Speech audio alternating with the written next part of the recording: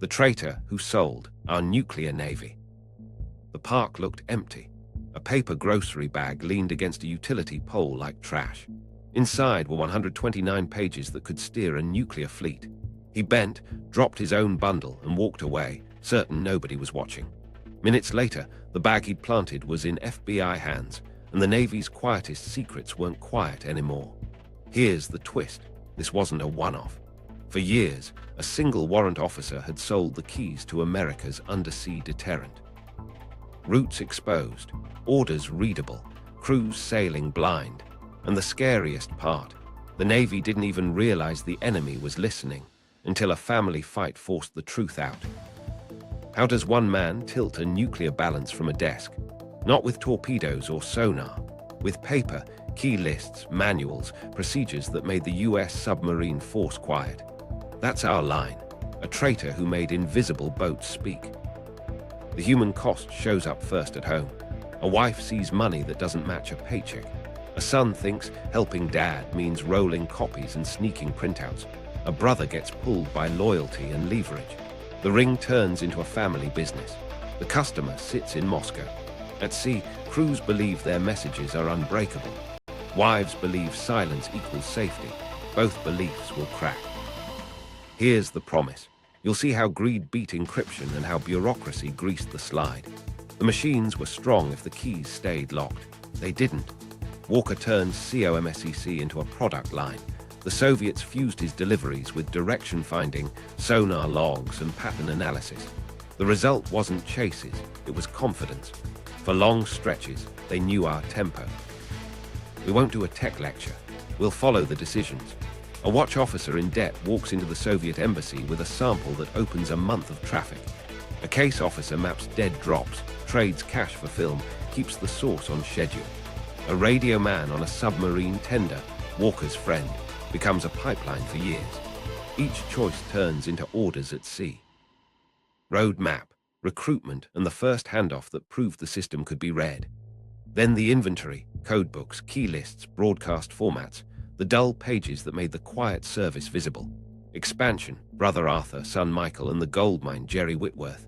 Near misses, an ex-wife's warning, a colleague's suspicions, audits that trusted the badge more than the behavior.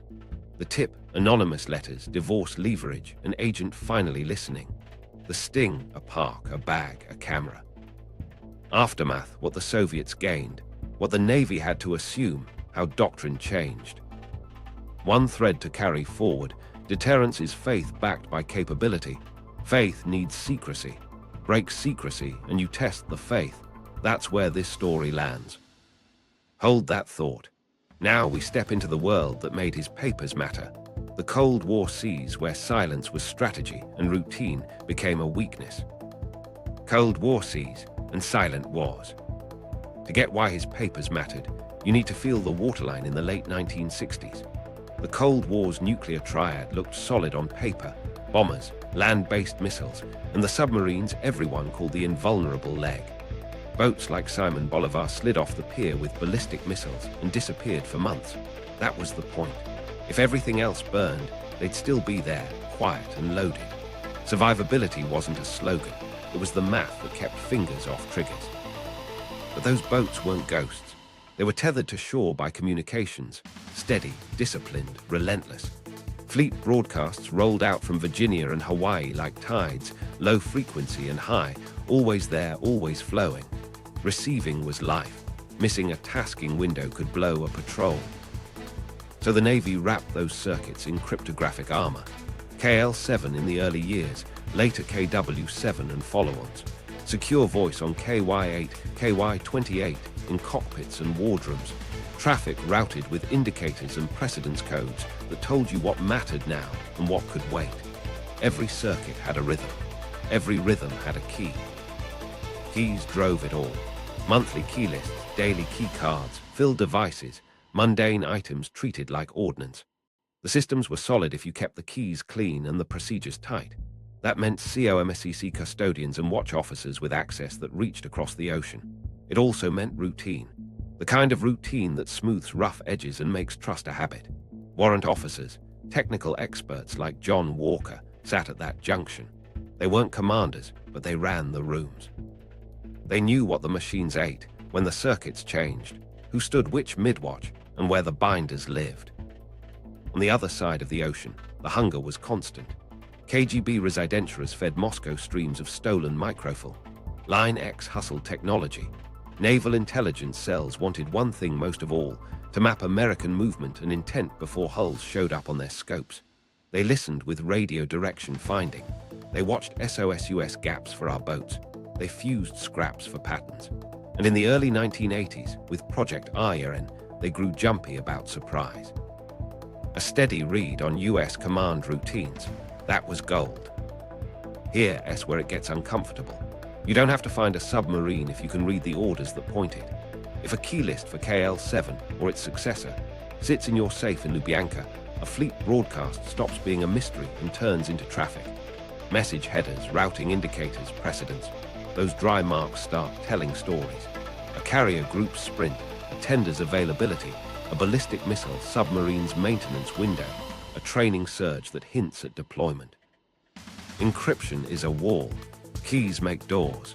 If the enemy keeps getting our keys on schedule, they don't break the cipher, they open it. Meanwhile, the US Navy trusted its culture. Background checks, clearances, and a badge got you past the vault.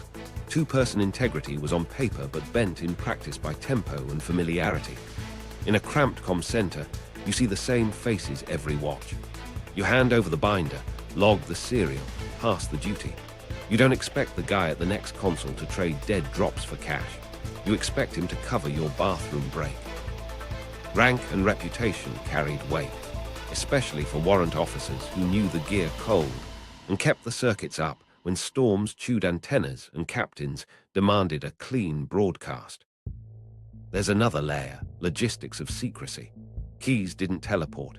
They moved in pouches, locked cases, and courier bags. They arrived by schedule. They retired by schedule. The more distributed your fleet, the more copies you need at sea, on tenders, at communications stations ashore. Every extra copy is an extra chance for a camera and a few minutes alone.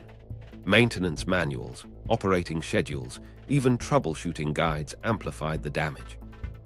If you know how a KW breathes, you know when it's vulnerable. During key loads, during shift changes, during maintenance pauses. If you know the broadcast plan, you know when to listen hardest. Soviet analysts weren't guessing in the dark.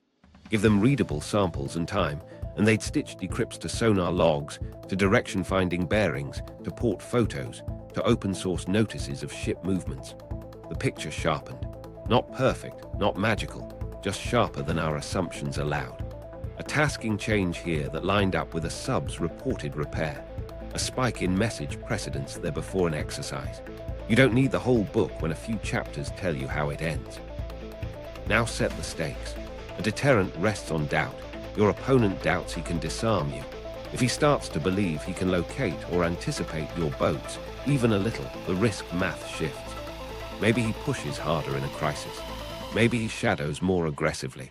Maybe he probes your patrol boxes with confidence because the comm layer, supposed to be opaque, turns out to be translucent. Into this world walks a man who knows the schedules, holds the cards, and watches the traffic. He's not breaking machines. He's breaking the promise that the keys stay locked. He's the human seam in a system that prides itself on being seamless. And he's about to walk into an embassy with a month of answers tucked under his arm. That first step is our pivot from context to action. The first sail, Norfolk, 1967-1968. He's on mid-watch fatigue and diner coffee, staring at a ledger that won't balance and a life that won't slow down. John Walker has a failing bar, creditors circling, and a new promotion that buys respect but not relief. He also has something else, knowledge of when the Navy's heartbeat ticks and the keys that make that heartbeat unreadable. One night in late '67, he stops pretending there's another answer. He drives north with a single card tucked flat against his chest. A month's key list that could turn noise into orders. The embassy door is heavier than it looks. He tells himself he's just testing the water.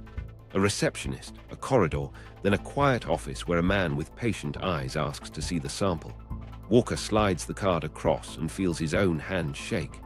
The man barely glances at it before he asks price.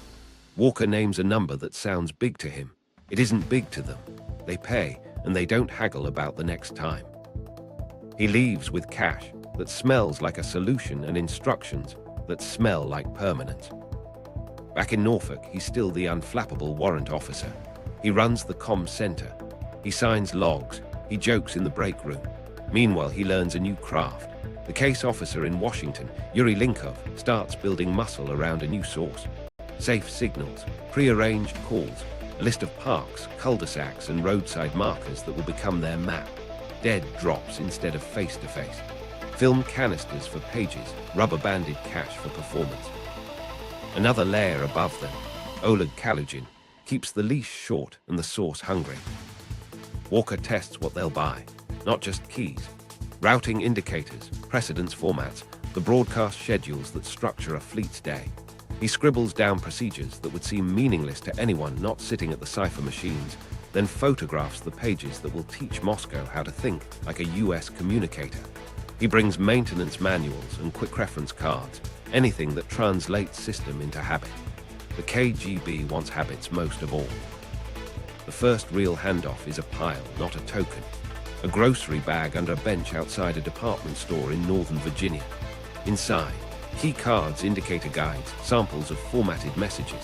He does it like they rehearsed. Drive past, loop again, park with casual purpose, walk, bend, go. Within hours, a report rides the cable back to Moscow. The material is genuine. The test is simple. Apply the key list against previously recorded traffic. The letters make sense. The headers align. For the first time, a month's worth of American naval broadcasts become readable text on a Soviet desk. That success is a hunger machine. The next lists have to come on time. The cash comes on time too, and pretty soon the bar's debts disappear without the bar improving. He buys things that announce comfort and calls it savvy. He tells himself it's ideological clarity, then tells himself it's survival. He tries on both stories until one fits on any given day. The truth is simpler. This is easy money for a man with master keys. Inside the comm center, he refines his access. The safe's open because he has the signature. The two-person rule bends because he's the person you call when the circuit hiccups. You think you know how trust works. Rank, competence, reputation. But wait, here's the twist. Those same traits became his camouflage. He photographs pages in back rooms and in his car with a kit the KGB provided. Minox camera, film, a cheat sheet on how to beat glare. He practices with blank paper until the angles look perfect, then does it live. He learns to love the soundless click. On the Soviet side, analysts fuse the gift with what they already have. Direction-finding bearings, logs from trawlers shadowing US exercises, sonar notes passed by Warsaw Pact friends. The decrypts aren't complete. They don't need to be. Even partial reads on precedence and routing tell tempo. A sudden uptick in flash messages tells readiness. A change in broadcast format hints at an exercise start. The picture brightens just enough to feel confident, and confidence is its own weapon. Walker feels that too. He understands that his desk can't feed this beast forever. He needs more sources. He scans his world for people like him, trusted, bored by rules, awash in access. He thinks about a friend who knows circuits inside out and rides the submarine tender that touches everything in the Atlantic.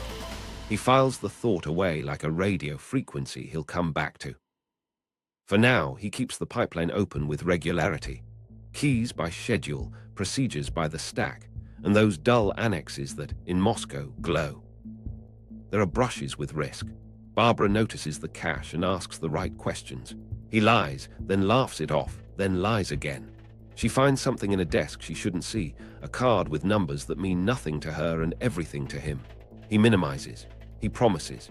He brings her along for a drive to clear a site, making espionage look like errands. She carries that unease for years. The FBI will hear it twice before they can hear it. And as the personal tension builds at home, the professional damage scales at work. By 1968, the arrangement feels stable and dangerously easy. He's now feeding a source that will run into the 1980s, long enough for habits to harden on both sides. He's still promoted, still praised, and still pouring Navy secrets into a bag beside a highway. In Moscow, a light on a wall chart stays green. In Norfolk, a warrant officer sleeps better because the mortgage is paid. Somewhere between those two rooms, a nation's assumption hardens into a mistake. Walker thinks he's solved his problem. He's created one the Navy won't even see, yet, turning COMSEC into a weapon. Walker didn't just sell keys. He sold the playbook for how the Navy breathes.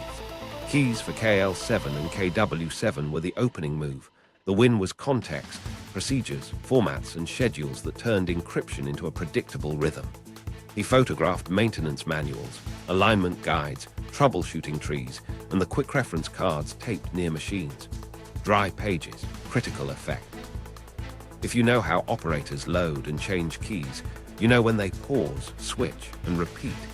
If you know the broadcast cadence, you know when to listen hardest.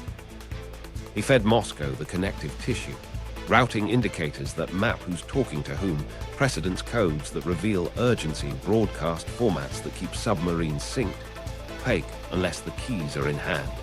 With key lists plus those templates, they didn't need to break ciphers. They read and then correlated. He layered the when onto the how, operating schedules from COMSEC and tenders, OTAR notes that spelled out over-the-air rekey rituals, broadcast plan annexes listing primary and backup circuits, and distribution lists showing which unit sat on which guard channel. The invisible wiring of a global system became visible on a foreign desk.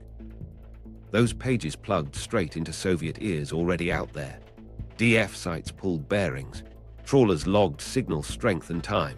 Subs wrote sonar diaries, noise spikes, screw signatures, contact patterns, put readable headers next to those logs and patterns sharpened. A flash spike near the GIUK gap, a format change before a carrier workup. Not magic, fusion. For crews, the stakes were quiet and constant. An SSBN captain adjusted depth to catch the evening broadcast, trusting cipher and procedure. Across the world, an analyst underlined the same traffic's precedence marks. A tender's key distribution note suggested which boats had rotated and when they'd next need comm windows. Posture changed on 100 small lines that now spoke. Walker turned his knowledge into a shopping list for others. Fresh keys across squadrons, current maintenance notes, distribution logs, sign-out sheets, bureaucracy as roadmap. After the USS Pueblo capture in 1968, KW7 was known to be at risk, so keys rotated fast. Walker beat the fix by supplying future key lists. The cipher wasn't cracked, the calendar was. And as OTAR spread, knowing rekey windows and fallbacks turned recovery into opportunity. Inside Soviet Naval Intelligence, guessing gave way to confidence. They nudged to test reads, edge closer to a suspected patrol lane, time an exercise to a US deployment implied by tempo, then watch the reaction. When behavior matched the decrypt-derived model, certainty hardened. Walker sensed the leverage and started annotating, arrows explaining which routing indicators mattered, which precedence shifts marked a drill versus a surge.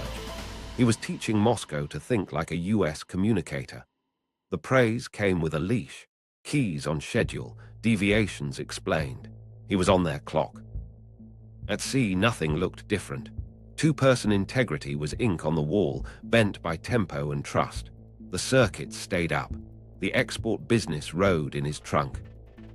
That's the crack in the myth.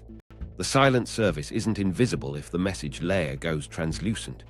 Perfect radio discipline won't save you if the system that tells you when to listen is compromised upstream. Patrol areas aren't drawn on a map in Moscow. They're inferred from readable rhythms and confirmed by expected signals appearing or not at expected times. The sub doesn't glow. The pattern does. Scale demanded help. Walker set his sights on someone who touched keys from every platform crossing the Atlantic, a tender radioman sitting astride the rivers of paper. His private pipeline was about to become a network. In Moscow, the appetite only grew. That's the turn from a source to a ring. The ring expands, Whitworth and the brothers. He starts with the easy pick, Jerry Whitworth, a radio man who treats procedures like scripture. Walker flatters him, keeps the pitch practical. You handle the paper, photograph it, you never meet anyone. Keys, distribution logs, broadcast annexes, maintenance bulletins. What Whitworth already touches turns into cash. One test run.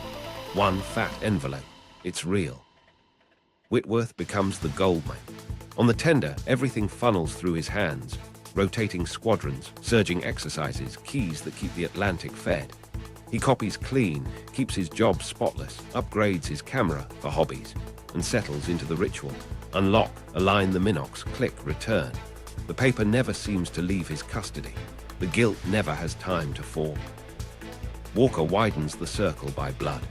Arthur, the older brother in defense contracting, feeds specs, manuals, and process write-ups, peripheral to COMSEC, essential to context. It fills the gaps.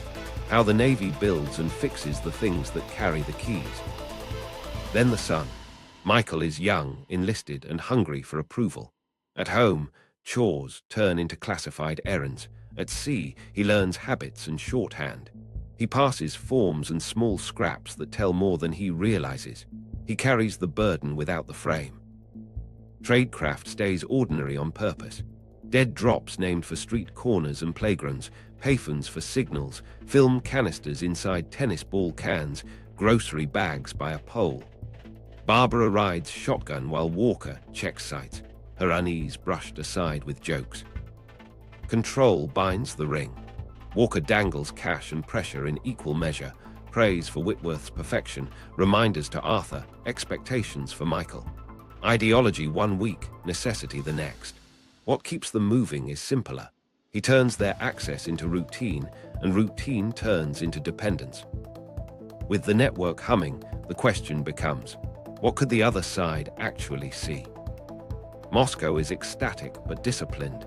Keys on time, maintenance lists by series, distribution logs that show gaps. Bonuses, tighter windows, fewer meetings. One warning never changes. Family is the weak link.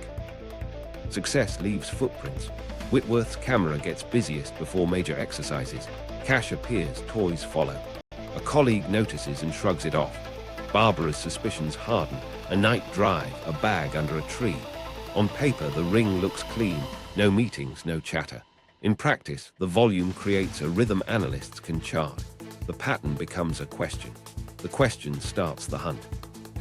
What the Soviets could see. Start with a desk in Moscow, not a periscope at sea. A clerk rolls out a strip of decrypted broadcast, the kind Walker made readable. The first line isn't a revelation, it's a routing indicator. But paired with yesterday's indicator and last week's precedence shift, it sketches a rhythm. A destroyer squadron gets more traffic than usual. A tender receives a resupply notice. A submarine group's guard channel shifts at midnight. None of it screams location. Together, it whispers tempo. They build a wall map of rhythms. Decrypted indicators tag ships to circuits, circuits to commands, commands to expected moves. A routine maintenance dispatch for a ballistic missile submarine's communications suite doesn't say patrol box, but it says the boat's been in port within a window. Cross it with sonar logs and DF bearings, and a likely route emerges. The analysts don't claim omniscience. They write probability, then test it with action. Meanwhile, at sea, an SSBN captain rides the evening broadcast and adjusts for the next update. Across the ocean, a Soviet watch officer sees the same precedence bump and nudges a hunter-killer boat a few miles closer to a suspected lane. Not to chase, to listen. If the American stays silent where expected, confidence rises. Carrier groups felt a version of this too. Density spikes, format shifts, and tender distribution surges signaled busy days. Soviet aviation widened patrol arcs accordingly, then corrected models when reality disagreed. Logistics and habit read as tempo. The details mattered in the margins. Com window changes that hinted at received depth, maintenance notes that implied rotations, distribution lists that showed who was inside the tent. Readable headers turned an internal clock into a metronome the Soviets could hear. A microscene tells it cleanly. A US skipper catches a fleeting contact, changes course to protect schedule. In Moscow, a green bulb on a chart, fed by patterns and a DF bearing, stays lit. No surge, just a plan to be nearby at the next likely com window, not a chase, a wait. Convoys and carriers saw diluted pressure. Tempo informs plans. If you know when keys roll, when circuits swap primaries, and when precedence spikes before exercises, you guess the week, sometimes the day, when activity peaks. Soviet boats and trawlers learned to be accidentally present, building safer trails and better acoustic libraries. Strategic planners leaned on the confidence. Survivability became conditional, not sacred. They didn't claim they could find every SSBN. They argued they could reduce doubt in some seas at some times. Narrower search boxes, better timed patrols, and emissions timed to hide inside American com windows, all cheaper when the rhythm is readable. Inside the US, anomalies flickered. Soviet arrivals near patrol areas more often than models predicted. Shadowers with uncanny timing. DF sites hearing them listen when Americans likely received. Each piece had a tidy explanation. Luck, training, tech. A deep compromise didn't fit a culture that trusted its ciphers and custodians. Even with Walker's keys, they didn't read everything always. Keys changed. Procedures tightened and slackened. But the floor shifted. Where the Navy assumed opacity, the enemy had windows, sometimes small, sometimes wide. A line from an after-action memory captured it. They were there when we would have been there. The horror wasn't a chase. It was anticipation of rituals. A submarine receives silently, but reception has times, depths, behaviors. Read the ritual, predict the dance. Analysts sensed pattern, not names. They tweaked doctrine and schedules and wrote emissions memos, none of which touched a key list in a Moscow safe. The leak wasn't in antennas, it was in paper. That was the cliff. The Navy felt something off but couldn't point at a person. The Soviets, buoyed by readable rhythms, pushed just enough to keep learning. And the ring kept feeding them the one thing you can't get from a periscope, the story behind the signals. Which makes the missed chances and ignored warnings feel even sharper. Near misses and ignored warnings. Here's the part that stings. People did notice. They just didn't connect the noticing to treason. Audits skimmed the surface. Inspectors logged small COMSEC lapses, open safes, sloppy initials, light burn bags, but treated them as housekeeping. Walker's competence and rank camouflaged him. He was the fixer at 3 a.m., not the suspect at noon. The checklists caught mess, not malice. Barbara's warnings formed a single, clean arc. She found a key card, rode along on a night sight check, and later, during divorce, called the FBI when Cash and a son in uniform made her fear precise. Early reports were filed and forgotten. Years on, she returned with the same story: Russians, night drops, unexplained money, and finally reached someone willing to cross-check. Her signal was steady. The receivers weren't tuned. Elsewhere, Whitworth's odd habits hummed in the background. A camera at odd hours. Cash that didn't match rank. Immaculate logs nobody asked for. It whispered off, not spy. A note went in a file, no case opened. Institutionally, trust ran on reputation. Two-person rules bent under tempo.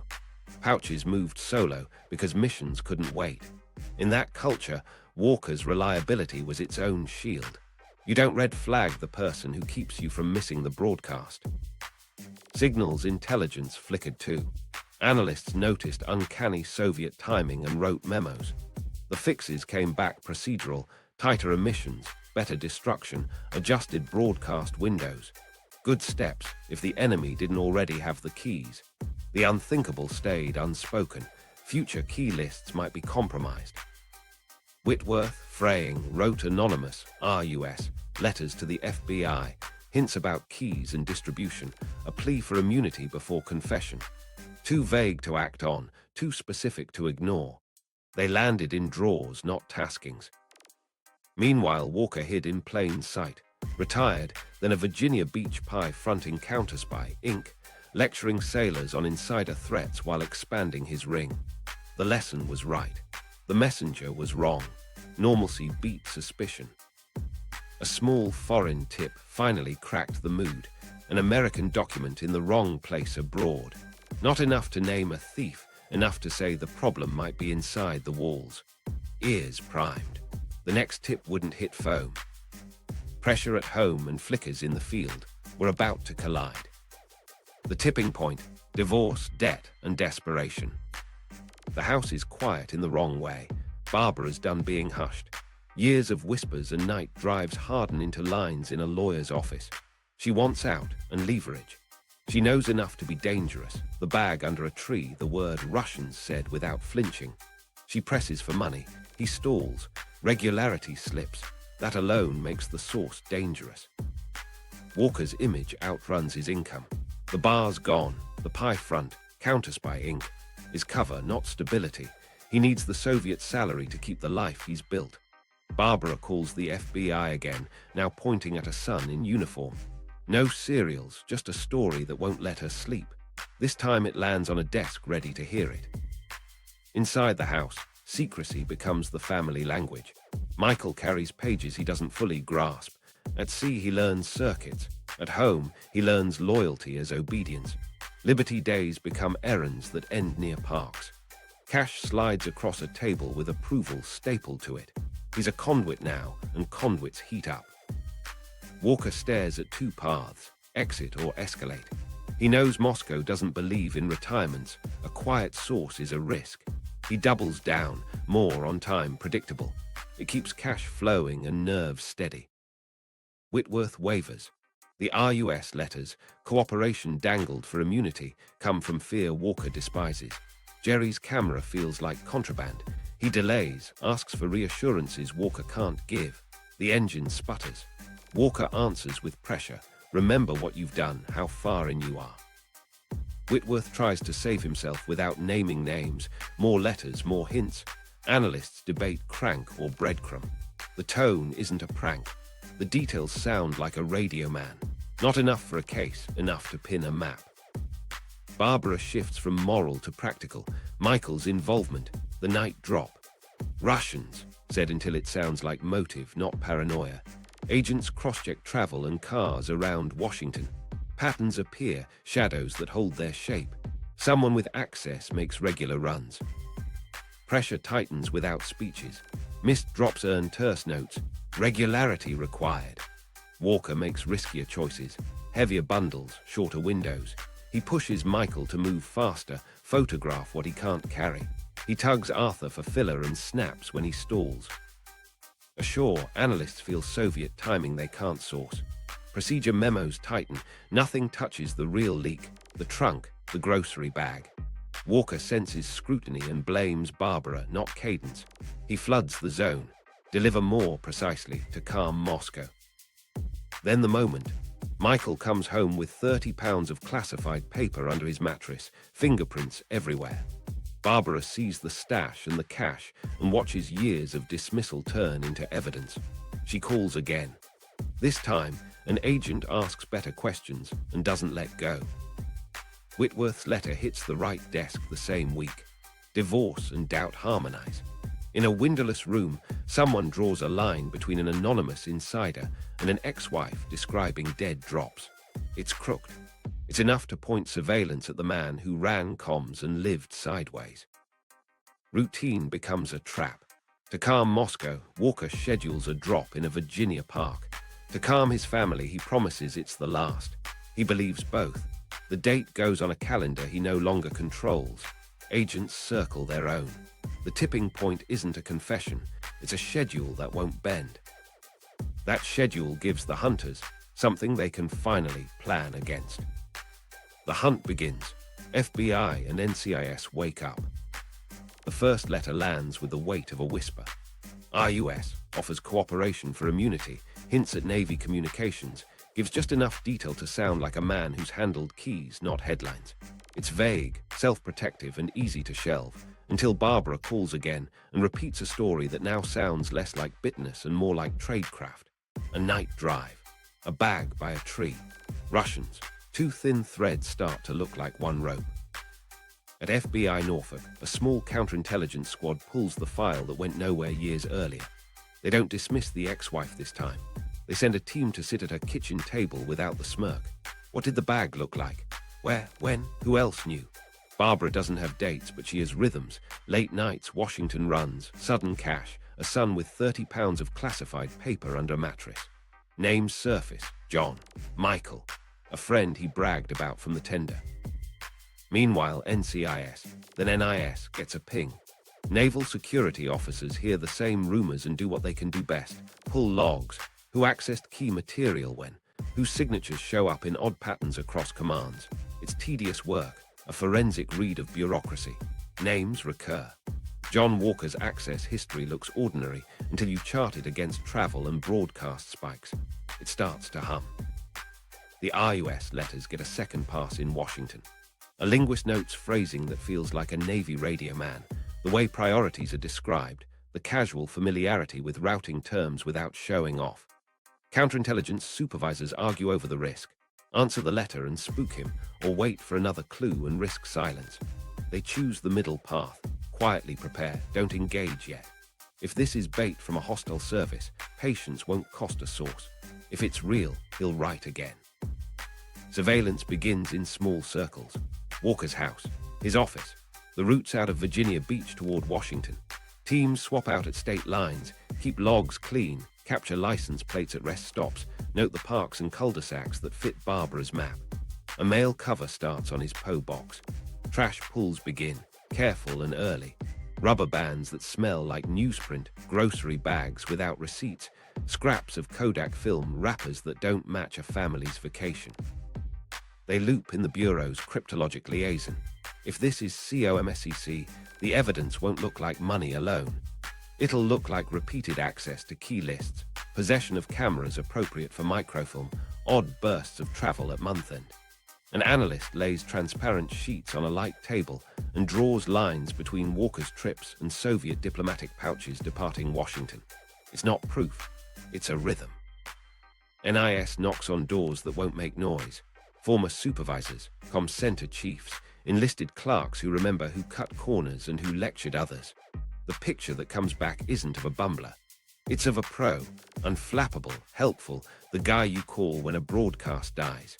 The kind who always had the keys handy. The kind who could bend a two-person rule with a nod. The team spins up what they call pattern analysis of keying material access. It sounds grand. It's men and women at tables with binders, highlighting the serial numbers of key lists issued to units Walker touched. They find anomalies. Material signed out off cycle, distribution logs with his initials during periods when he shouldn't have been on duty, pouches he had a reason to carry because he was the fixer. Each anomaly has a plausible operational excuse. Stack them, they become a map. Then Whitworth twitches the line again. Another RUS note, a little bolder, still evasive.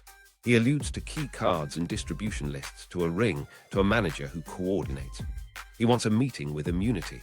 The FBI drafts a response they never send. Instead, they tighten the surveillance net on the man Barbara named and watch for contact patterns that fit a ring, not a loner. Tradecraft meets counter-tradecraft on a Tuesday. Walker drives a familiar path toward northern Virginia. Teams settle into hides near a park with the right angles and the right utility pole. A disguised package is placed first. A sterile bundle, prepped to be retrieved, copied, and replaced without the target knowing. Cameras in trees. A van with blacked-out windows. Agents on foot who look like joggers who don't sweat. Unknown to him, across town, a second team watches a likely KGB cutout site. Spots where cars pause without reason, where a driver's eyes scan too carefully. It's not about catching the foreign agent. It's about seeing if the choreography matches Barbara's story and the RUS hints. If he plants a bag and someone else collects, the case jumps from suspicion to structure. Inside the command posts, voices stay calm. The debate is constant. How many are there, and how far does it reach? Do they move now and risk scaring off the friend on the tender? Do they wait and risk losing Walker again? The answer becomes the plan. Schedule an intercept at a dead drop they've mapped. Capture the bag before the KGB does, document the act, then let him walk long enough to pull the threads. They pick a date, the one he always prefers, the one Moscow prefers. They set the signal that means he's here. They rehearse the grab. The cameras roll. The bag will be opened on a table under fluorescent lights, and the pages inside will tell them if years of unease were a ghost or a wound. The hunt, finally, has teeth. Now the sting plays out in the open, at a place designed to be forgettable. The sting, catching Walker in the act. The park is ordinary on purpose. A split-rail fence, a utility pole with a sun-faded warning sign. The kind of place you don't remember driving past. You think this is a one-off sting. But here's the twist. It's the end point of an 18-year habit loop. Cue, routine, reward. Finally snapped. Before dawn, a plain sedan noses to the curb. Two people step out looking like locals who lost their dog. They leave a paper grocery bag at the pole, roll away, and disappear around the bend. The bag is bait, sterile pages, and a microdot tracker tucked under the fold. Up the hill, a box truck hums. Inside, a monitor shows the pole in black and white.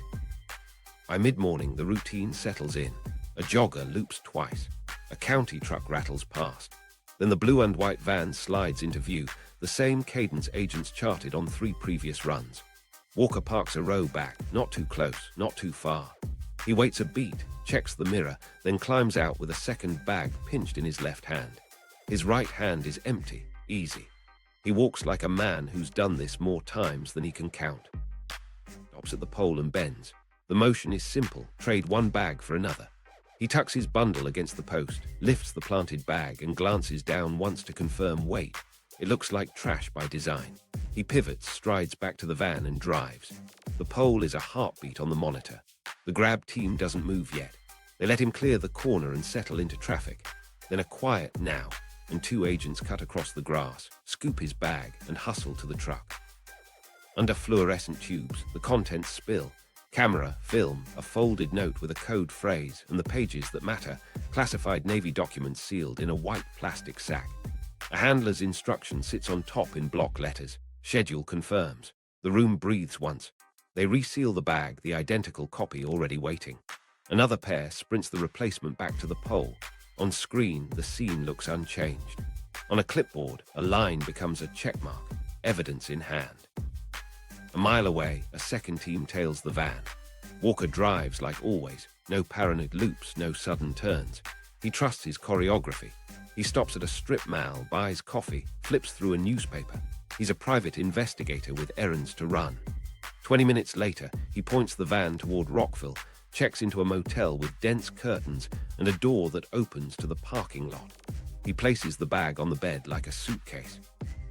The knock at his door doesn't come. Not yet. They want him to settle with the bag, to touch the pages, to make the room a crime scene. While he unpacks, agents fan out. One team secures the hallway. Another waits by the ice machine. Down the block, a supervisor debates the timing for the 50th time in 12 hours. Move too soon, you lose the chain. Move too late, you risk the courier slipping it away. He sets the bag on the table, pulls on latex gloves the KGB gave him, and starts inventory. He finds the camera first, smiles at his own reflection in the lens, then pulls the stack of documents wrapped in a white sack. The moment is clean, hands on stolen material, in a state he can't explain, in a room they control. The radio squawks once. Go. The door opens in a practiced rush. Warrant called out, badges up, voices firm and level. He freezes, eyes on the camera still in his hand. The agents don't shout. They move him aside, step to the table and put their palms on the pages the lens saw. One reads off the classification markings. Another holds up the white sack. The list of items sounds like a metronome. Key lists, routing indicators, distribution logs. He knows the melody. He stares at the floor. They sit him on the bed and walk him through the rites he's heard on TV and never expected to hear. Then they bring out the photos, black and white stills of the pole, the bag, his hand placing it, his van's bumper. Another sheet shows a calendar with circles on dates he thought nobody could connect. They ask nothing yet. They let the picture fill the room. Simultaneously, other doors open. In Norfolk, a team hits his house, careful with drawers and burn bags. In California, Jerry Whitworth feels the air change. A quiet inquiry becomes a net. On a carrier, Michael Walker gets pulled by Shore Patrol with a hand on his elbow, calm and final. The ring doesn't collapse in a single door kick. It folds in coordinated steps. Back in the motel, interrogation starts as a conversation. Agents lead with decades, not accusations. 18 years. Over 1 million messages potentially readable. a Secretary of Defense's assessment that Soviet naval warfare gained ground because of what came through men like him. He leans on his old story, ideology, balance, the farce of the Cold War. It doesn't land. They slide photos of his son's stash across the table. 30 pounds under a mattress. His face tightens. Pride and panic meet. He tries a different angle. He was helping keep the peace. They counter with what the documents enabled. Readable broadcasts, predictable comm windows, patterns that put boats in harm's way. They don't need him to confess motive. They need him to confirm scope. A thin folder appears. Dead drops, site names, dates, notes from RUS letters that braided into this morning. He looks at each, functions flickering behind his eyes, and understands the trap wasn't just the bag. It was the schedule he built for himself. They take him out under a sky that hasn't changed. Cameras catch the walk, handcuffs, the van, the press shot that will lead the evening news. In Moscow, analysts will feel the loss as silence, not noise. In Norfolk, sailors will feel it as betrayal, not surprise. In the evidence room, the recovered cash is logged with care. Film canisters, instruction notes, and the pages that for years turned a silent fleet into something the enemy could hear. What they've recovered is bad enough. What it implies is worse. The stack on the table is a slice of a timeline that stretches back through ships and tenders and family kitchens. And the pages hint at a compromise so deep the damage report will have to assume the worst just to be safe. Which is why the evidence room becomes the real battleground. Inside the evidence, keys, manuals, and a timeline of damage. In a fluorescent room that smells like paper and dust, the pile turns into a map. Evidence text lay out what Walker carried like a surgeon arranging instruments. On one side, key lists, monthlies and dailies, faces photographed clean, serials intact. On the other, routing indicator guides, broadcast format sheets, distribution logs with his initials in neat strokes. Then the manuals and quick reference cards operators taped near the machines. Dry pages, deadly in sequence. The first pass is inventory. The second is chronology. Agents pin dates to every page, slide them onto a board marked by years, and highlight any key list that projects into the future. Those are the worst. Not just history exposed, but tomorrow's traffic set to open on schedule, unless they stop it now. NSA liaisons arrive with tight faces and looser coffee. They don't touch the pages, they point. These serials map to Atlantic broadcasts. Those indicators cover submarine traffic. They mark what will be readable if keys match records, then start matching. In parallel, a damaged team builds a simple grid. Walker's access dates, Soviet presence near patrol areas, and moments when adversary reporting looked unnaturally confident. It isn't courtroom proof, it's operational dread. A detail jumps out early. Distribution logs show pouches issued off-cycle to units Walker could help because he was the fixer. Those deviations align with dead drop dates. The pattern suggests a rhythm. He touched keys just before delivery to Moscow. Another stack shows annotated rekey procedures, arrows at windows and fallbacks. If the enemy read those, rekey periods weren't recovery, they were opportunity. The manuals sharpen the picture further. Troubleshooting trees lead technicians to halt and reinitialize under certain error codes. That pause is a vulnerable moment if you know when and where it happens. Maintenance bulletins flag upcoming changes in broadcast formats. Readable headers fused with those notices would have told analysts when to expect shifts and how to recognize drills versus real surges. The ring didn't give Moscow periscopes. It gave them a director's cut of the script. Then the photos, rolls of Minox film developed into tidy frames of keycard faces. Technicians run serials against issuance records. Matches pile up. Each match gets a pin on the timeline and a note. Readable potential for period X. The grid expands so fast an officer stops counting and boxes entire years. The conservative assumption becomes policy. Treat traffic protected by those keys as compromised. That's not an estimate. It's a survival choice. From there, courtroom logic is almost mechanical. The white sack from the park yields a short, chilling note. Schedule confirms. Source must maintain regularity. It establishes cadence and pressure. It also proves this wasn't a one-off. The case pivots from catching a thief to measuring a systemic wound. The FBI and NIS assemble a joint briefing. The Navy gets the headline nobody wants. Assume long-term compromise where these keys apply. Immediate steps, emergency key changes, accelerated cutover to newer suites, and a stand down to scrub distribution lists and access rosters. In comm centers, burn bags fill fast. Old keys die early. New ones arrive by courier with signatures double-checked, then triple-checked. Two-person integrity stops being a framed instruction and becomes a lived ritual, no exceptions. Crypto custodians rehearse destruction procedures like fire drills. Sailors curse the pace, then realize the cursing means they still have circuits to curse about. The assessment room runs a second, harder pass. What could the Soviets infer beyond text? Distribution lists reveal who sat inside specific planning circles. Readiness states of units not yet on the air. Broadcast annexes show likely receive windows. Predictable pauses in movement, places and times to listen nearby. The grid's left margin reads SDAKES. The right margin reads impact. Debate sharpens around scope. The provable case camp sticks to serial matches and dates. The worst case camp overlays doctrine and risk.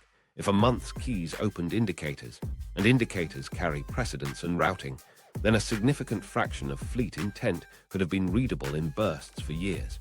A senior officer draws a thick line under the worst case box. We don't get a second chance at this. Operational fallout arrives overnight. SOSUS operators get new reporting protocols. Submarine skippers receive quiet guidance to vary receive windows and depth. Broadcast planners alter cadences and insert decays, timing anomalies meant to break any adversary model built from old reads.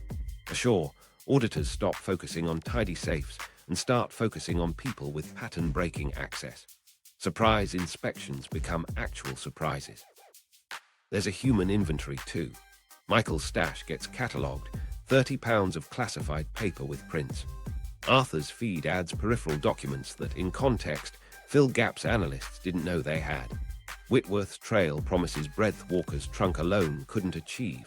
The ring's volume becomes visible in stacks and film strips, and each paper proves a habit. Greed on one side, confidence on the other. The last chart in the room isn't labeled evidence. It's labeled timeline of damage. Not a neat line. Bands of color across years, thick where keys match, thin where procedure tightened, blank where luck or rotation saved a month. The room stares at the bands in the late 1970s and early 1980s, fat with access. Nobody says the quietest fear out loud. What about the unknowns at sea, the moments no page can reconstruct? The only honest answer is the cruel one. Plan as if they read more than you can prove. Courtrooms and confessions. The evidence spoke first and loudest. The bag from the pole, film, key lists, routing guides, pages held under oath with dates that marked betrayal. Prosecutors didn't argue politics, they traced method and money. Bank slips and purchases that never fit a pension. Then the ring in focus. Whitworth turning keys into film on the tender. Arthur feeding specs and manuals. Michael with classified paper in his barracks. Jurors didn't need acronyms.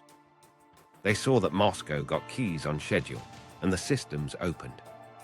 Defense framed Walker as a Cold War skeptic who thought he balanced peace. He lectured about communications doctrine. The government answered with his own notes. Regularity required, distribution breadth, keys on time, motive in his handwriting. Michael cooperated. He described errands that didn't feel like crimes until the cuffs, 30 pounds of classified paper under his mattress, and the pull of a father's approval. Arthur's role was smaller but clear, documentation that filled operational gaps. Whitworth fought, but Minox frames, distribution logs, unexplained cash, and the anonymous RUS letters undercut him, the voice of a radioman bargaining for immunity before confession. Walker's grand theory collapsed into dates. 1967, first sale, 1968, first full delivery, expansion through the 1970s, regular cadence in the 1980s. Prosecutors tied those to see reality, readable broadcasts and predictable comm windows that let an adversary anticipate behavior. Public reporting added scale. A former KGB general calling Walker a once-in-a-lifetime source. Secretary of Defense Caspar Weinberger noting significant gains in Soviet naval warfare from this stream. Sentences were severe and final. John Walker, life. Arthur Walker, life. Michael Walker, 25 years, later paroled. Jerry Whitworth, 365 years and a heavy fine. Outside court, crews felt the ground shift. Keys, broadcasts, doctrine now looked porous in memory. The institution made the last, necessary admission behind closed doors. The old premise was flawed. Survivability isn't a birthright. It's a practice, one that fails when a single insider turns routine into exposure. So the playbook had to be rewritten, fast and for real. Rewriting the playbook, COMSEC overhaul. The first orders came fast and without drama. Key changes everywhere now. Crypto custodians who'd spent careers treating burn bags like routine suddenly did it with shaking hands. Two-person integrity wasn't a slogan on a wall anymore. It was a timer on every safe. One sailor reads, one sailor watches, both sign, neither leaves the room. If a bathroom break waits, the system waits with it. That's how trust gets rebuilt, mechanically, procedure by procedure. Headquarters accelerated the crypto cascade. Machines that had lived past their planned end, older KLKW lines still scattered across secondary circuits, were retired at speed. Newer suites moved forward on the calendar, budget be damned. The briefings used quiet words for big changes, stronger ciphers, tighter fill devices, stricter distribution. The lesson underneath was blunt. If a human can walk out with a month's keys, your algorithm isn't your weakness, your calendar is. Key management got torn down to studs.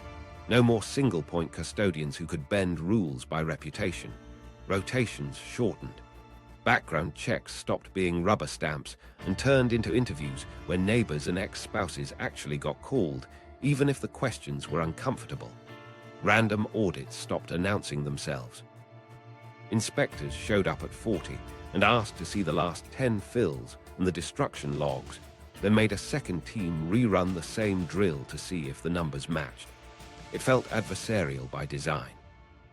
Across comm centers, a small box appeared on every console, a red card that simply read "Report the person, not the incident." It was a culture change in 8 words. If someone's access pattern didn't fit their watch bill, if their cache or camera or off-hours habits started humming, the instruction wasn't to fix the paperwork. It was to say it out loud. Chiefs who'd once smoothed edges got told to leave them sharp. Quiet professionalism stayed. Silent indulgence didn't. Broadcast planners rewrote habits that had felt like muscle memory. Cadence shifted, intentionally erratic. Comm windows for submarines, the sacred moments at depth when boats receive orders, were varied in time and duration, and decoys were introduced. Non-operational traffic that looked real in format and priority, but went nowhere. If an adversary had built a model from years of readable rhythms, that model needed to fail often enough to be dangerous. At sea, skippers got new guidance that read like a mathematician wrote it. Vary receive depths, vary antenna exposures, break patterns in days and weeks, not just hours. If you always read at dusk, don't. If you always tickle the surface before a rekey window, don't. Quartermasters penciled changes onto plan-of-the-day boards that used to be printed for a month. Sailors grumbled, then saw what the grumbling bought: ambiguity. Ambiguity is the cheapest armor you can field. Training bent around insider threat.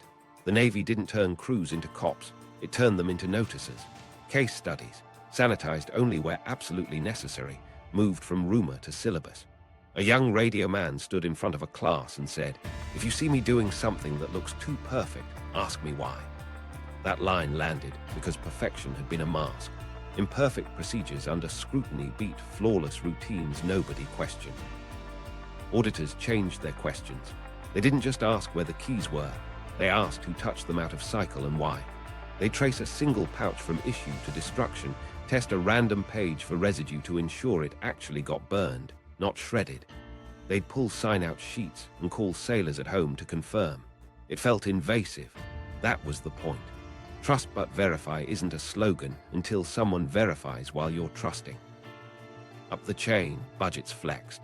New devices that enforced two-person fills electronically replaced ones that relied on taped labels and honor. Fill sequences demanded 2 independent authentications, logged to a central ledger that auditors could query without calling a base.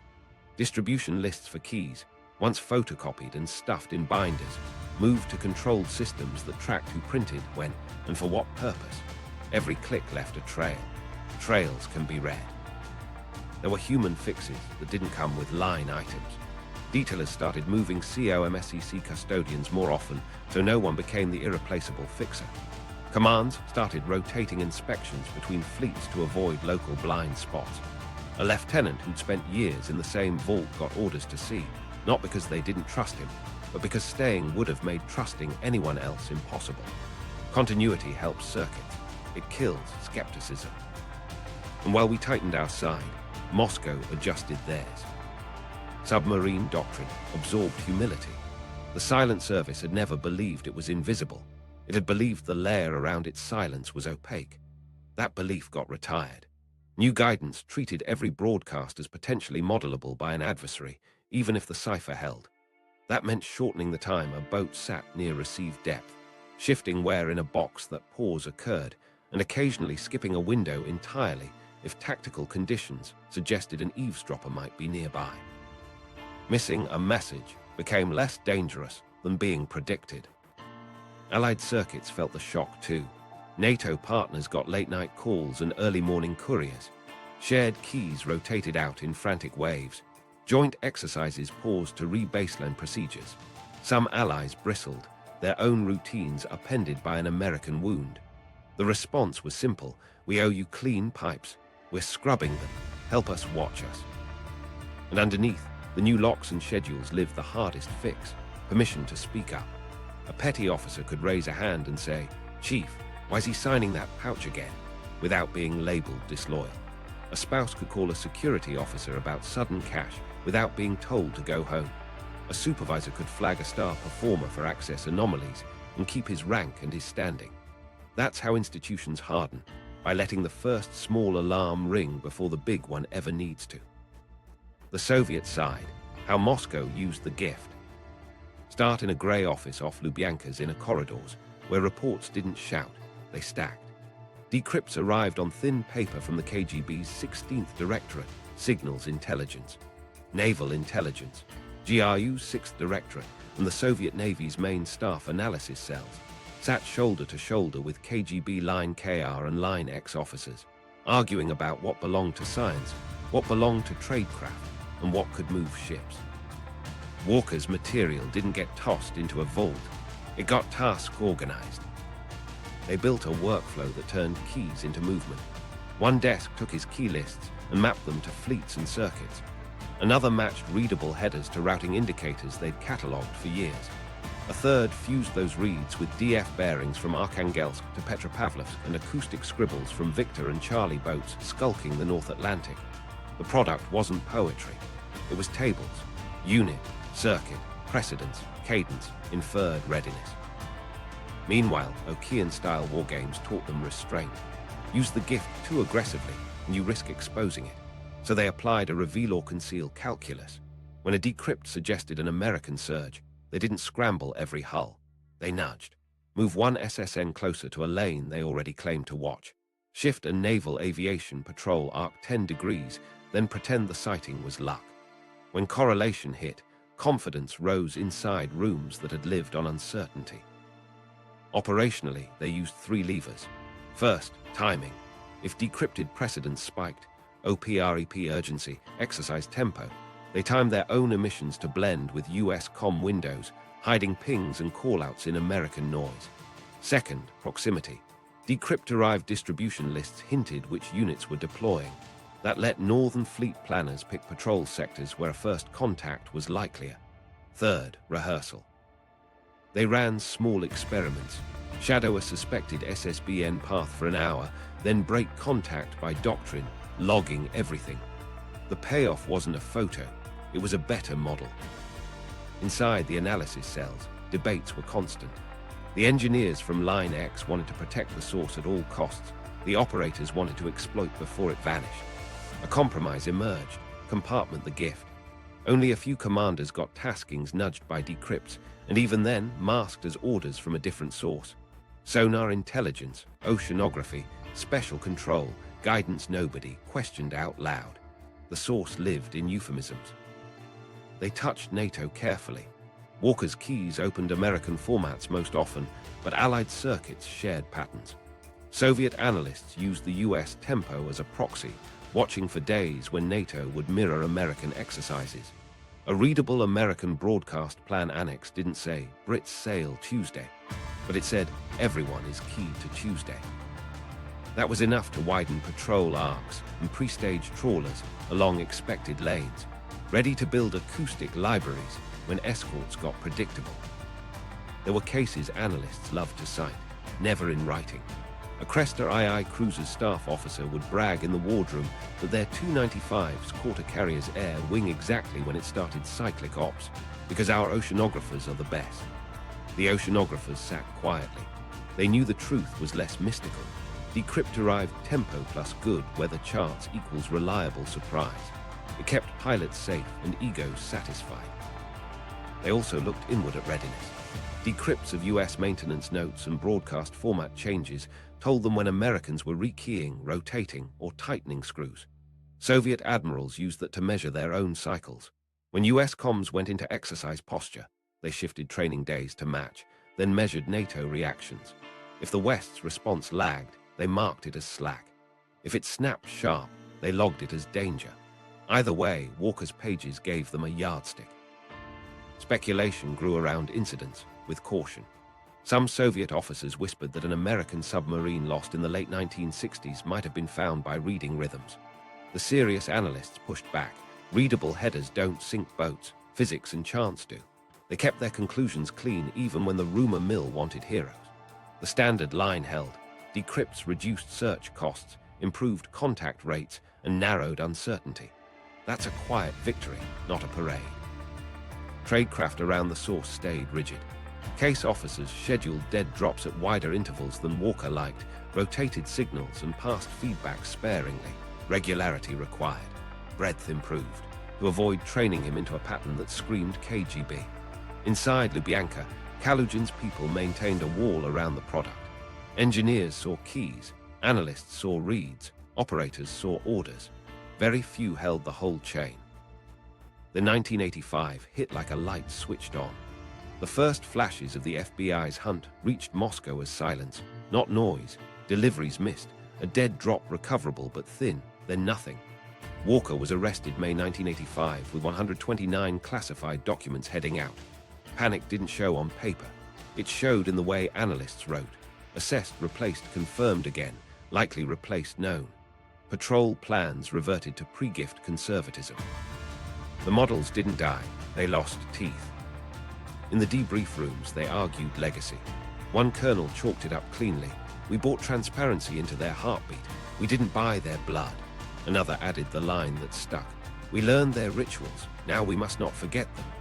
Without fresh keys, they leaned on the muscle memory Walker had taught them. Americans like cadence, even when they try to break it. That insight outlived the source. Post-arrest, they ran a reset. They purged product that could expose methods, reassigned officers who touched the chain, and issued guidance to treat any US cadence as a deception until proven otherwise. The loss hurt.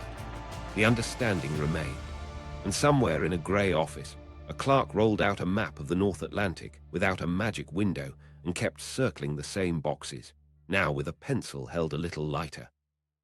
All of which lands hardest on the people who lived inside the routines Walker sold. The human cost, crews, families, and the weight of betrayal. Start in a mess deck where the TV glowed blue and the sound cut in and out over the hum of vents. A headline scrolled under Walker's mugshot. Men who'd spent nights tracing sonar ghosts stared at a face that looked like every senior warrant officer who'd ever told them how the world worked. One chief folded his arms and said nothing for a long time. Later, he admitted to a friend the line that wouldn't leave him. We followed orders a stranger was reading over our shoulder. In wardrooms, pride took a hit you couldn't see from shore. Submariners aren't sentimental about risk. They're exacting about control. You manage variables, you don't erase them. This wasn't an ocean changing or an enemy getting lucky. This was the layer they trusted. Keys, procedures, cadence, turning into a lens pointed back at them. A skipper told his XO to rewrite receive windows for a patrol that was already underway. He didn't try to explain why. He said, "We're breaking habits." The XO nodded and threw away a week he'd planned down to the minute. On the pier, young radiomen who'd learned to cradle key lists like delicate glass-watched auditors count their pages as if counting sins. The lesson landed hard. Perfection wasn't praise anymore. It could be a mask. One petty officer caught himself rehearsing how he'd ask a senior why he needed the pouch twice in a day. He hated that feeling, like turning on your own. Then he remembered the headline and realized loyalty had to change shape to survive. Families felt a different punch. Wives who'd lived with silence as a contract read that a man at the center of that silence had traded it for cash and a story about balance. In Virginia Beach, a woman who'd baked casseroles for deployment send-offs realized she'd sat in a car while her husband checked sights, and the pit in her stomach from those nights had a name now. In San Diego, a girlfriend scrolled through a bank statement and saw the sudden purchases in a new light. Cash has a smell when it doesn't come from the sea. Barbara's vindication tasted like metal. She'd de-warned, been dismissed, warned again, and been filed as domestic debris. Now agents quoted her in rooms where she'd never be invited. She wasn't a hero in the story. She was a hinge. She paid for that with years she couldn't get back, with children who had to live with the fact that their father taught them secrets like chores. Her relief never showed up as triumph. It showed up as sleep she could finally keep. Michael's weight sat in letters and quiet halls. He was the kid who wanted to be useful and turned into evidence on a table. Sailors around his age called him an idiot and then lowered their voices because they knew how fathers can bend the ground around a son. He flipped, cooperated, served time, and walked out years later into a world where the name never detached from the story. That's a sentence no court writes. Whitworth wrote from prison like a man trying to keep two truths alive. He wanted to be the professional who mastered circuits and the friend who didn't betray himself. The letters sounded like someone bargaining with a life that had already rendered judgment. Regret isn't a legal motion, it's a condition. He kept describing the craft as if that could justify the choice. The craft was never the problem. Out in the fleet, the most painful recalibration was trust. Chiefs who built careers on quiet competence had to tell their sailors to challenge them. Skippers who preached rhythm had to baptize chaos. Crews that defined themselves by secrecy had to accept that secrecy had failed in a way no drill had prepared them for. The silent service stayed silent to the world, but inside they talked more. A lieutenant told his division, "If you think you're ratting me out, you're probably saving me." There were small scenes that carried more weight than briefings. A senior warrant officer, clean record, decades in, stood up in a classroom and said, "I'm not Walker." The room shifted awkwardly. He wasn't really talking to them, he was talking to himself. In another, a spouse called a security office about cash that didn't make sense. This time, someone called her back. The moral math got argued in places with bad coffee and buzzing lights. Was it greed? Ideology? The thrill of mastery? People wanted a clean answer to feel safe again. The truth stayed messy. Walker could talk politics in one sentence and peril the next. Money paid the bills. Ideas paid his self-image. That combination is more common than anyone likes to admit. That's why the fix couldn't just be locks and audits. It had to be permission, for subordinates to speak, for families to question, for institutions to accept bad news from unglamorous sources. Allied crews felt it too. In a Royal Navy wardroom, a commander read the American assessment and ran a thumb over a tea stain that wouldn't lift. He told his comms officer to tear up the plan for the next exercise and start over with deception as a principle, not an afterthought. Trust is contagious, so is doubt. They considered both part of the inheritance now. Years later, a retired skipper told a class of midshipmen something that sounded simple and cost a lot to learn. We used to think our invulnerability was in steel and depth. It's in people. It always was. He talked about checklists and culture like they were parts you could replace if they cracked. He didn't say Walker's name. He didn't have to. The lesson had outlived the man. Which brings us to the larger question. Did deterrence truly hold, and why? And in a house not far from the water, a daughter folded a newspaper clipping into a shoebox and closed the lid. She wasn't going to throw it away. She wasn't going to frame it. She was going to carry it the way sailors carry scars. They don't point to them, but they don't forget where they came from. The betrayal didn't end at the courthouse. It lived in living rooms and watch bills, and the way a fleet changed the way it breathed. The deterrent held, but the people inside it learned what it costs to keep believing in a system that bleeds when one person decides to sell it a heartbeat at a time. Did deterrence hold? In the end, nukes didn't fly. That's the simplest truth and the hardest to unpack. Deterrence held, but not the way planners like to teach it. Clean equations and invulnerable legs. It held because both sides lived inside uncertainty, and Walker's leak narrowed that uncertainty at the edges without erasing it. The Soviets didn't gain a hand on every American submarine. They gained confidence in some seas, some weeks, when rhythms clicked. Confidence can sharpen a knife. It can also make a cautious hand steadier. Here, that's where things get interesting. Once you accept that, you have to ask how close psychology came to rewriting strategy in the 1970s and 1980s. Behind closed doors, the strategic review started where sailors hate to sit, at a chalkboard.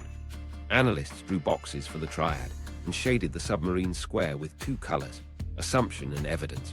Assumption had been thick, invulnerable patrols, opaque comms, a deterrent that survived first strikes by design.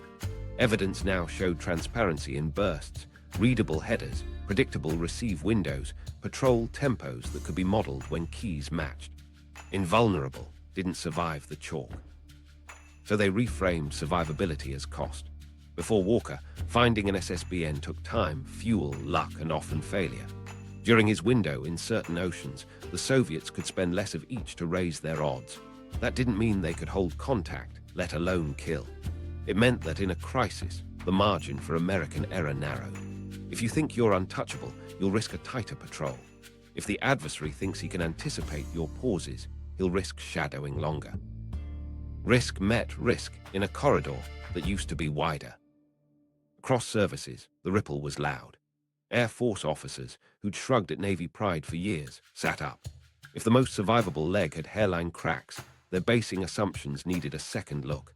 The Army listened too. If comms habits could betray strategy at sea, what did that say about land networks in a war that would turn digital within a decade? The lesson bled across the Pentagon in memos that read like confessionals. No leg of the triad is safe from people. Allies ran their own autopsies. NATO commanders recalibrated how they assigned credit for Soviet performance, less to sonar leaps, more to pattern reads. They changed exercise design, inserted deception as doctrine, and treated American broadcast habits like shared vulnerability. That sharpened the coalition. It also tightened trust. Sharing keys would never be a casual exchange again. Here's where the deterrence paradox came into focus. Survivability is a story each side tells the other to keep peace. The story doesn't have to be pure, it has to be convincing. Walker's leak let Moscow test parts of the story and find them wanting in places. They built plans on that confidence, then tempered them with fear of exposure. Washington, once it understood the wound, didn't throw out the story. It rewrote enough chapters to make the ending uncertain again. Modern echoes are hard to miss. Aldrich Ames hollowed out CIA assets in Moscow. Robert Hansen gave away counterintelligence arteries. Snowden exposed collection scope and doctrine. Different tools, same wound. A single insider collapses the distance between secrecy and the adversary's read. Each case forced the same pivot. Move faster than your pride. Assume more damage than your lawyers can prove. And fix the human seams before you upgrade the machines. The unanswered part remains the one sailors feel in their bones. Exactly what was read, and when can't be fully reconstructed. Key lists matched, yes. Indicators opened, yes. But how often did that precision coincide with a boat's most vulnerable routines? The receive depth, the rekey stall, the patrol handoff. The record has gaps because it was written by people too busy living the operations to narrate them. That unknowable slice is both mercy and warning. Mercy, because we didn't see a war test the theory. Warning, because we can't pretend the margin was as wide as the brochures promised. In the final brief, a flag officer closed the folder and said what sailors had already started practicing. Deterrence is not a war. It's a dance where you keep the other guy off time. Keys, windows, routine, all the small beats Walker sold, those were the metronome. The fix was to scatter the rhythm and harden the hands that hold it. In the years after, US submarines didn't get louder. They got harder to predict. Broadcasts didn't get prettier. They got meaner to model. And the institution learned a humbling truth that feels obvious now. Deterrence rests on capability, yes, but it breathes through culture. So did deterrence hold? Yes, because enough uncertainty survived the wound to keep fingers off triggers. It held because reforms arrived before crisis. It held because the Soviet confidence Walker fed never became overconfidence. And it held because crews at sea adjusted faster than admirals on shore could write the memos. The legacy is not that one man almost broke the balance. It's that he forced a silent fleet to hear its own heartbeat, then change it. You think the invulnerable leg was steel and silence. Here, the twist, it was discipline, culture, and people. Which is why the last note points forward, not back. One greedy insider turned a whispering fleet into a pattern an adversary could hear, and forced a superpower to relearn what makes it safe. Before we cut, remember the through line. Secrecy is a culture first, a tool set second. If you want the classified field breakdown of the tech race that followed, the machines we built to fix human seams, watch the next episode and subscribe. We go inside the gear that tried to outpace Betrayal.